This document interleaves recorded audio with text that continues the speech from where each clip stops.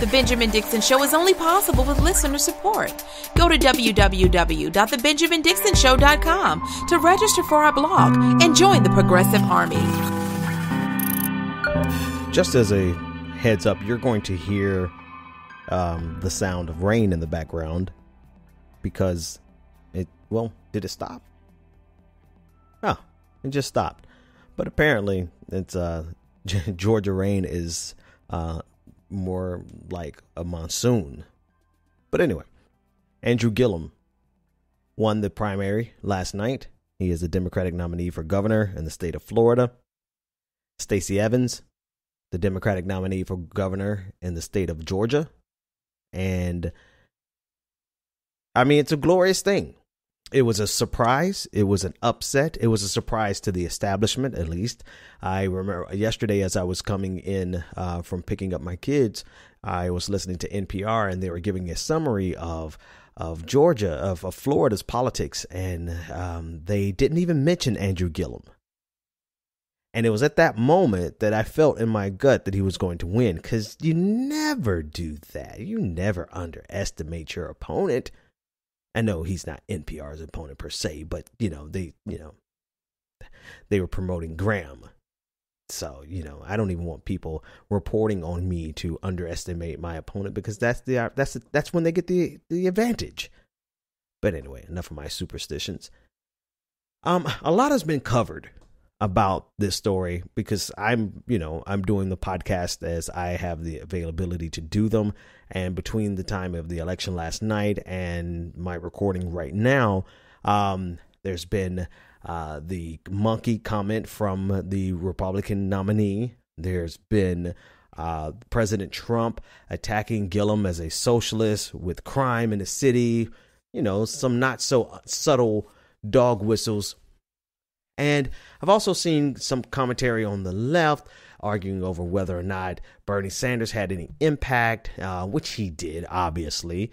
Andrew-Gillum thanked him himself. I've seen people ridiculously state that Bernie Sanders needs to stay away, or Bernie Sanders had nothing to do with it, et cetera, et cetera, et cetera. Please, folks, let's not get besides ourselves. People hate Bernie Sanders still. And when I say people, I mean that very small sliver that is over vocal, that 8% that basically all live on Twitter who hate Bernie Sanders, and real life people like Bernie Sanders. That group who has an overrepresentation on Twitter, but they really don't represent anything in the Democratic electorate. But they hate Bernie Sanders, and they never want to give him credit for anything. For whatever reason. I don't care to explore that. What I want to chat with you about is something that's unpopular in progressive circles, because we are attempting, we're in this strange intersection, or a strange stage where you have some people who want us to be post-identity politics and the rest of us. It's really pretty much to sum it up. I'm not talking about anybody specific. I'm talking about the idea generally at this point. Yeah. So I'm going to start with an unpopular opinion that I have already posted on Twitter. So you already know what I'm going to say if you follow me on Twitter. Identity politics matter. They are important. They mattered last night in the election of Andrew-Gillum. And I want to start with a question. Why would they not matter? Or why should they not matter? When we are still in a stage in American history where we're still having the first woman to do this, to be elected to this, the first gay person to be elected to do this or to run this company or whatever, the first black person to be nominated for the Democratic Party for governor in the state of Florida. This is a first. Potentially the first African-American governor for the state of Florida, as well as the state of Georgia with Stacey Abrams. These are significant firsts, which represent not the end of a struggle, but just the next stage in the struggle of a marginalized people. So I asked the question again, how dare anyone suggest that identity politics should not be important? And of course, we've had the conversation ad nauseum that is both and. But I've always put, or at least I guess in the last year or so, I've put at the end of that both and neither to the detriment of the other. And there always seems to be a litany of voices who are willing to slam ever so subtly on identity in favor of class. And then you have the other ones who slam on class to favor identity. And it seems as though people, and I'm not blind to this. It's intentional because people make money on either side of it. It pays. Listen, I can tell you personally because I had the opportunity. I had the opportunity to cash in on being the anti-identity politics black guy. And I just moved beyond that after the election because identity politics is what elected Donald Trump. Not in the way that people try to tell you it did. White identity elected Donald Trump. As much as people try to say, oh, it was economic anxiety, et cetera, et cetera. No. At the core, the base that still supports Donald Trump to this day that hasn't wavered one bit, it is about white culture and white identity. Clearly. Look at Charlottesville. Look at the march in D.C., or well, there was a handful of people in D.C., but still look at the overwhelming growth in white nationalist organizations, neo-Nazi organizations, people who are dedicated. Look at Tucker Carlson and his entire program, which is dedicated to white supremacy. So identity elected Donald Trump. And once I saw that, and it's not that I wasn't aware of it, but I noticed an imbalance in the force, if you would. Where now it shifted from the primary, the problem during the primary, which was you had key voices with large platforms who were weaponizing identity politics to attack Bernie Sanders. Notwithstanding the fact that Bernie Sanders didn't have his thing together in terms of race.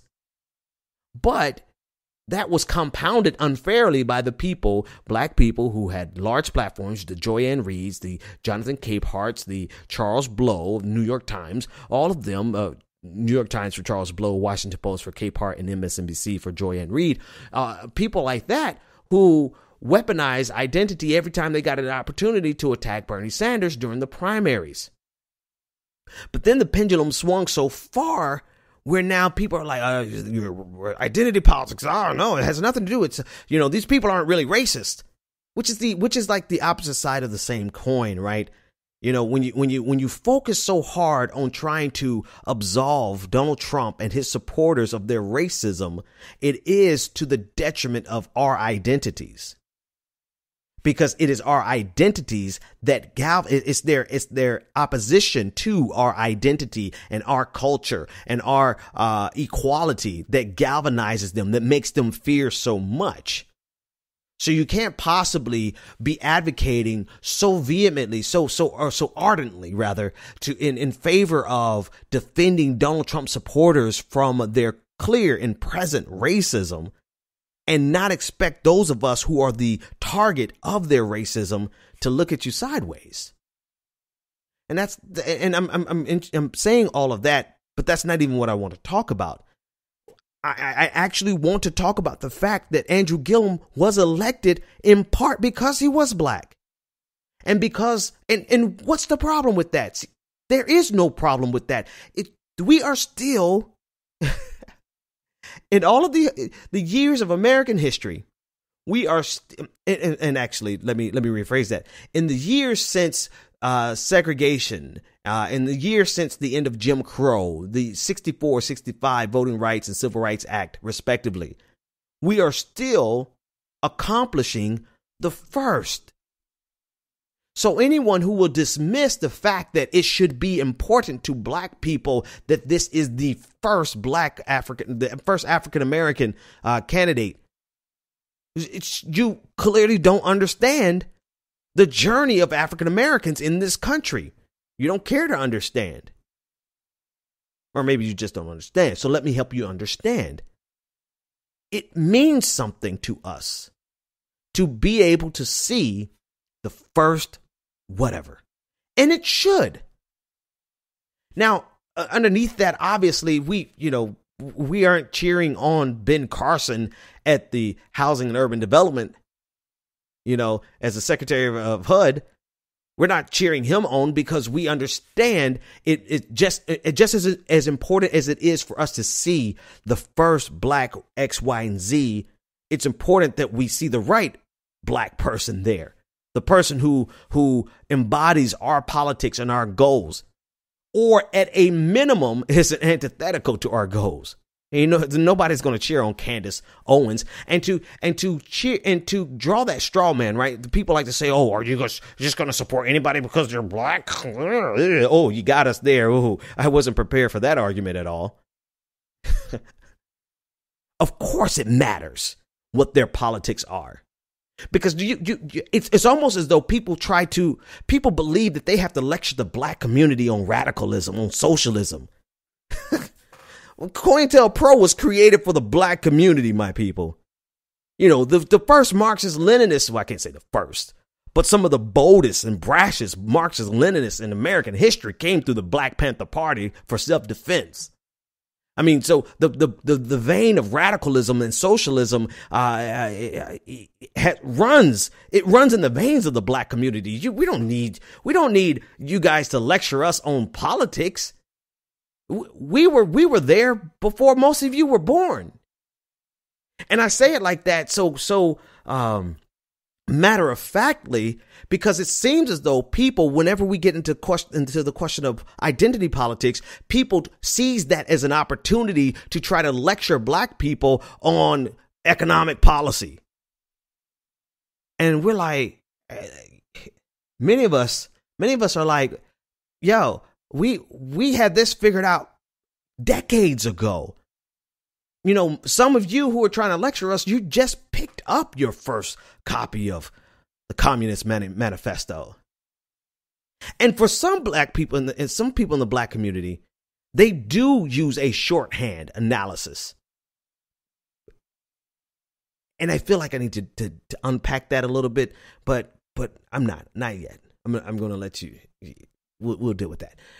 They do use a shorthand analysis, and they trust black voices that come from the Democratic Party because of, if nothing else, they're not Republican.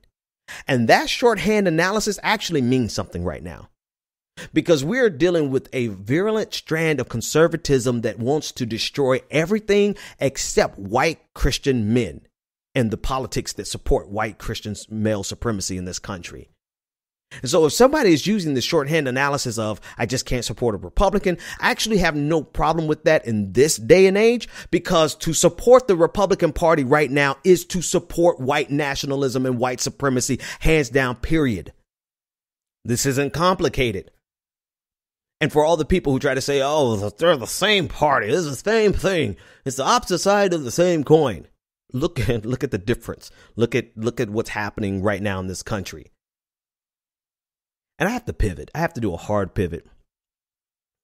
I'll come back to why identity politics matters in a minute. I have to do a hard pivot to the strand of pseudo-intellectualism, pseudo-radicalism that exists both in the black community in general, as well as the progressive community at large, that encourages self-disenfranchisement based on that same fallacious argument that I just mocked a second ago.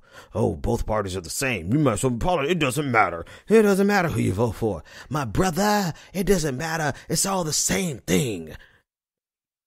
And then obviously there's that age-old excuse for you not to vote, which says, if voting mattered, why do you think they would actually let you do it? Right? And the reason I have to pivot to this is because it has to be one of the most damaging and destructive ideas that exist in both the progressive community as well as the black community specifically. This idea that if you self-disenfranchise yourself, if you take away your own right to vote or your own opportunity to vote, that you are somehow more intellectually astute or enlightened. The fact of the matter is, they did not allow us to vote. We had to take our right to vote. They did stop us from voting. For hundreds of years, we could not vote. It absolutely meant something. It still means something. And I still don't think we understand the power behind our vote, or the power that we wield with our vote, and what we can accomplish with our vote. The things that we could, if there's anything that's going to be done in this country, it's going to be done through the vote. And any of you who are so radical that you're waiting on a revolution to get something done, to me, you are just as useless as Christians, my people, who are sitting around waiting on Jesus to come back to fix all their problems. Good luck waiting on the revolution. Good luck waging the revolution. If that's what you're waiting for, you're useless to us. The fact of the matter is, if there's any progress that is to be had, it is through the vote. And by laying down your vote, you are doing, for black people, you're doing the bidding of white supremacy. And for progressives, you're simply allowing our country to go further and further and further to the right without you fighting back. Now, all of that being said, let me get back on track to what I was talking about. Identity matters. Because for all those years that black people couldn't vote, they couldn't get elected into office either. And we are still now in this country achieving moments of the first. And so long as we're still doing that, how dare anyone tell us that it shouldn't matter? I was at church tonight, and everyone was celebrating the victory of Andrew-Gillum over in Florida, or down in Florida. And the pastor was like, we're going to push him on, to become the first African-American governor of the state of Florida, along with the first African-American governor of the state of Georgia. And everybody started cheering. We have a nice sized congregation. Everybody started cheering and stuff. And I was clapping. I'm cheering. I'm like, yeah, damn right. I didn't say damn, but still. I was like, hell yeah. Sorry. But I was cheering it on. And I looked around the room and I thought critically for a moment, and I wondered how many of these people know his policies. I don't know. Maybe they do. Maybe they don't.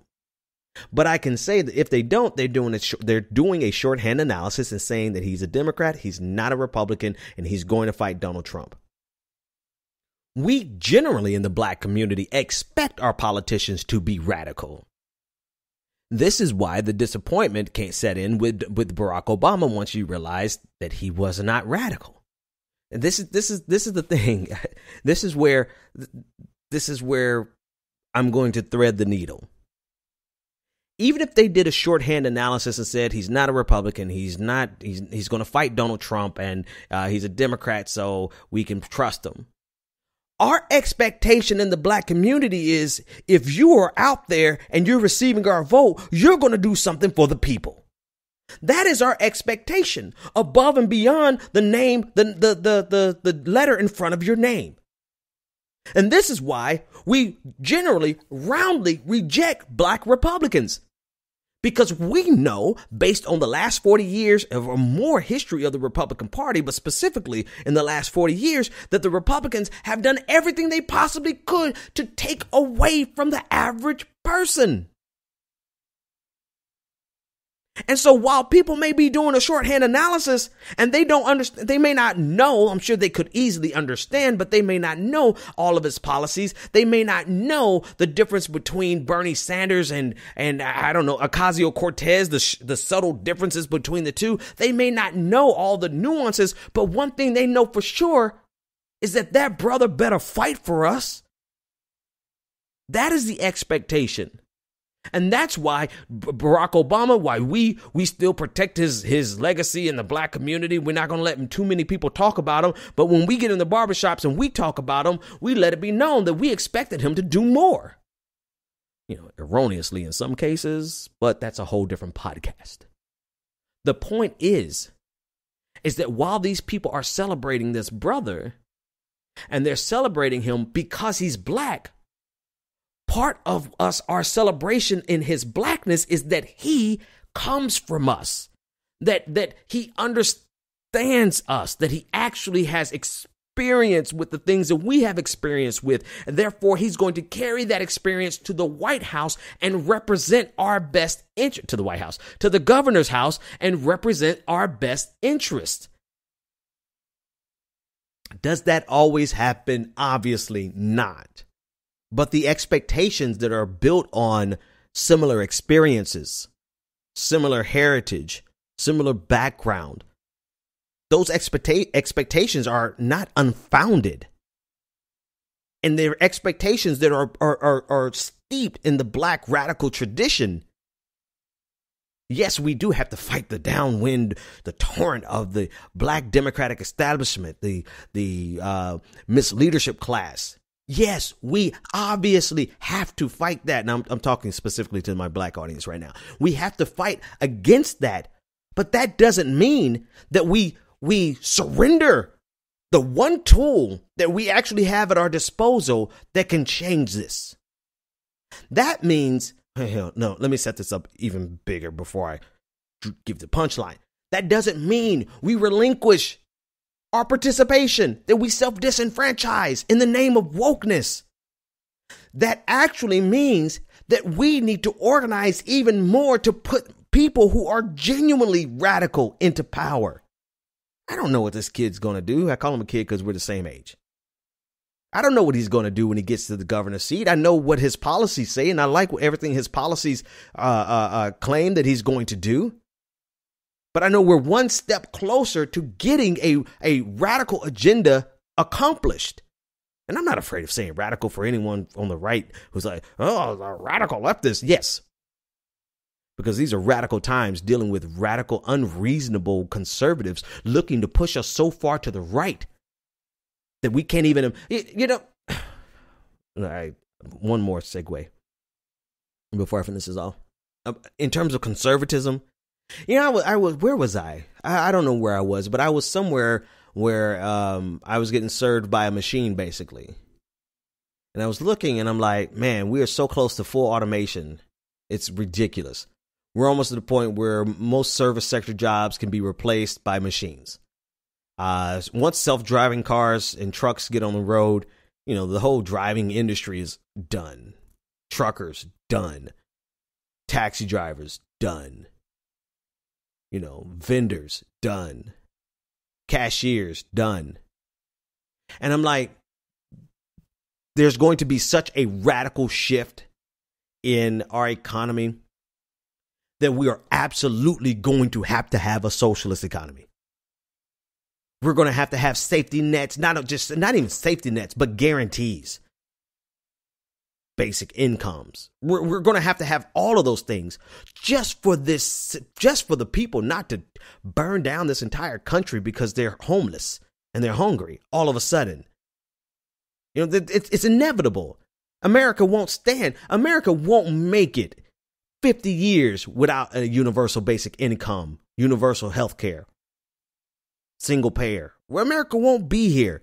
We will implode underneath the pressure of an economy that is fully automated and all of the millions of people who are now jobless. And the reason I bring that up is because you have an entire contingency in this country, about 50% of the electorate and people with the biggest platforms and the most money, conservatives, who are trying to condition America to accept a world of full automation in which people are just on their own. That they don't deserve, you didn't eat. Well, it's your fault because you weren't qualified to work in this fully automated economy. They're really trying to indoctrinate the people to be prepared to not expect anything from the government in an economy that doesn't need labor. Do you know how sadistic that is? They are literally laying the groundwork to help people to understand or believe in their own minds that they don't deserve anything from this government. And when we get to a fully automated economy, all that's going on, the only thing that we're going to be able to get in most cases is a universal basic income. The entire service industry is going to be wiped out. It might be hyperbolic, but you get the picture. And you're wondering, like, Ben, where are you going with this? I'm going with this because we are in such an unreasonable time where they're calling us, who are saying that this government was built on our backs. This government was built, this economy was built by our labor. And so it is not radical for us to expect the government and this economy to provide for the people. Period. It's not welfare. It's our due. We built this. And so for them to call us radical because our expectation is properly aligned with what we've done and contributed to the society, I laugh and I gladly accept the label radical. Going all the way back to why I went on this tangent, as a black person, I expect black folks that we put our trust in to carry that same radical spirit and to carry a radical agenda, because we are living in radical times where there are billions of dollars are being spent to make people comfortable with oppression. So I have absolutely no problem whatsoever with somebody calling us radical far leftists. You're damn right. And I expect Andrew-Gillum and anyone else who carries the same melanin to operate from that same perspective. Are we going to be wrong in some cases? Yes. But that doesn't mean we stop trying, morons. That means we keep trying. I'm just who says that? Oh, Barack Obama wasn't radical enough, so I'm not voting ever again. I'm not going to vote for a single. Man, go back to. Finally, the point of this podcast. I've gone all over the place. I hope you can see where everything ties together. If you can't, listen to it again. But the point is this. Identity matters because attached to the identity, particularly in the black community, is the expectation of black radicalism in the black radical tradition. We don't get it every single time. But that doesn't mean we stop trying to get it. That means we just vote for better people and hold them even more accountable. And in an era where we're still getting the first black governor, I think anyone on the outside looking in, wondering why blackness and identity matter so much, you just don't understand what it is to never have had. Because you have always been properly represented in every shade of the political spectrum. You've been represented. And here we are, carrying the mantle of radicalism, carrying the mantle of socialism, carrying the mantle of we are our brother's keeper. Everything that you want has been carried on the backs of blackness, generally speaking, with a few outliers like the conservatives, Candace Owens and the rest of them. But steeped in the black tradition is so steeped in radicalism that if someone decides to vote for that brother because he was black, even though they use a shorthand analysis, they still got it right. Because they voted for him because he was black, and they knew that because he had not sold out his blackness to serve white supremacy in the form of the modern Republican Party, they believed firmly that it was a solid vote. Shorthand analysis or not, they got it right. Identity matters for so many reasons on so many different levels. I'm out of time. See you next time. The Benjamin Dixon Show is only possible with listener support. Go to www.thebenjamindixonshow.com to register for our blog and join the Progressive Army.